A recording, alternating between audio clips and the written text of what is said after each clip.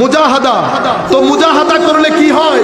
আমার আল্লাহ বলছেন, তুমি যখন আমাকে সন্তুষ্ট করার জন্য মুজাহাদা করবে, আমি তোমাকে কথা দিচ্ছি আমার দিকে আসা শত রাস্তা আমি তোমার জন্য উন্মোচিত করে দেব।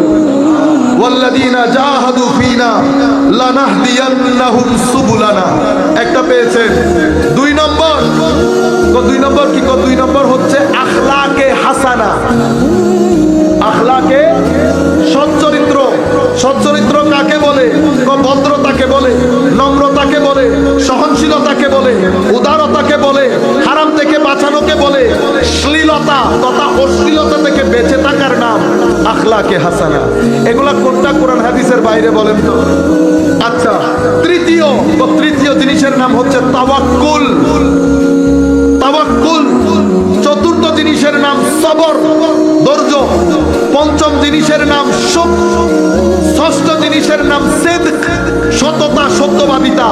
সপ্তম জিনিসের নাম রেদা, যে অবস্থায় আল্লাহ রেখেছেন সেই অবস্থার মধ্যে সন্তুষ্ট থাকা। এই সাতটা জিনিসের উপর হুজুর গৌসুল আজম বলছেন, আমি আমার তরিকায়ে কাদেরিয়াকে এই সাতটা জিনিসের উপর প্রতিষ্ঠিত করলাম। বলেন তো দেখি, আমরা যারা কাদেরিয়া তরিকার মুরিদ, আমরা এই সপ্ত স্তম্ভগুলা জানি কিনা?